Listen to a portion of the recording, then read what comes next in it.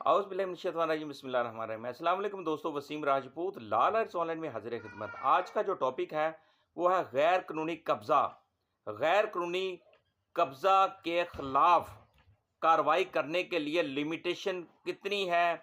क्या उसमें अदालत में अगर कब्ज़ा लेने के लिए केस फाइल करने की लिमिटेशन, अपना कब्ज़ा हासिल करने की लिमिटेशन कितनी है? अगर वो इस बारे में हम डिस्कशन करेंगे।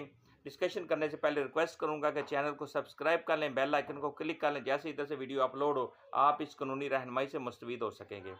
दोस्तों, अब लेक्चर की तरफ आते हैं कि गैर कानूनी कब्ज़ा अगर किसी शख्स के घर पर कब्ज़ा हो जाता है, उसकी प्रॉपर्टी पे कब्ज़ा हो जाता है, उसकी जायदाद पर कब्ज़ा हो जाता है, तो उसके हाउस पर कब्ज़ा हो जाता है, तो उस सूरत में उसके पास जो लिमिटेशन है, गैर कानूनी काबज़ के ख़िलाफ़ कार्रवाई जब आप करेंगे, उस कार्रवाई करने के लिए वक़्त की जो हद है कानून ने नहीं दी, वो हद लागू नहीं होती, किसी किस्म की कोई लिमिटेशन नहीं।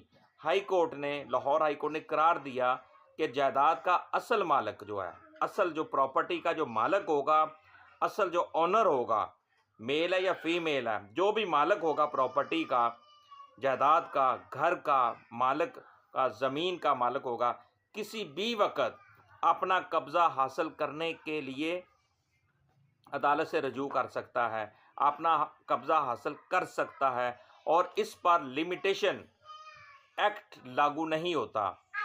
अब कोई भी मालिक उस पर जो भी प्रॉपर्टी वो अपनी हासिल करेगा, कब्ज़ा जो उसकी प्रॉपर्टी पे जो कब्ज़ा हुआ है वो उसको हासिल करेगा, तो उस पर किसी किस्म का कोई भी लिमिटेशन एक्ट, जो लिमिटेशन का कानून मियाद जो है वो लागू नहीं होता।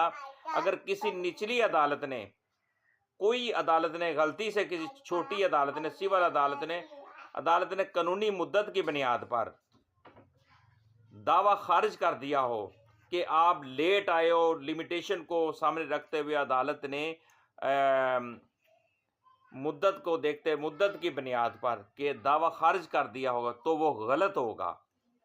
तो आपको परेशान होने की ज़रूरत नहीं है। आप उसके ख़िलाफ़ बाकायदा तौर पे अदालत आलिया है, अपील है, अपीलेट कोर्ट है, उसके बाद हाई कोर्ट है, फिर सुप्रीम कोर्ट है, ये आप ऊपर जाकर आप वो अपना जो ऑर्डर है उसको सस्पेंड करवा सकते हैं, सेट असाइड करवा सकते हैं।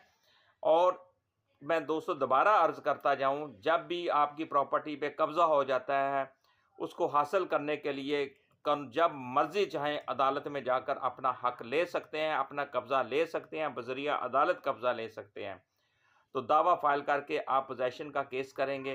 अदालत ये नहीं कहेगी कि आप 2 साल बाद आए, कब्ज़े को हुए 5 साल हो गए हैं, आप अब आप आए हैं, नहीं। इस पर लिमिटेशन एक्ट जो है वो लागू नहीं होता। और उसके अगर कोई छोटी अदालत, सिविल कोर्ट जो है वो अगर ऐसा फ़ैसला दे देती है, आपके ख़िलाफ़ फ़ैसला दे देती है, तो आप उसके ख़िलाफ़ अपील करके अपना उससे रेमेडी ले सकते हैं, कामयाबी हासिल कर सकते हैं। 2025 CLC 47 पेज है दोस्तों इसका। तो हमारे माशरे के अंदर बहुत ज़्यादा ये प्रैक्टिस चल पड़ी है, बस खाली घर पड़ा हुआ है, कब्ज़ा कर लो जी। मोस्टली लोग, हमारे माशरे के अंदर मोस्टली लोग अपने घरों को ताले लगा के अब्रॉड शिफ्ट हो चुके हैं।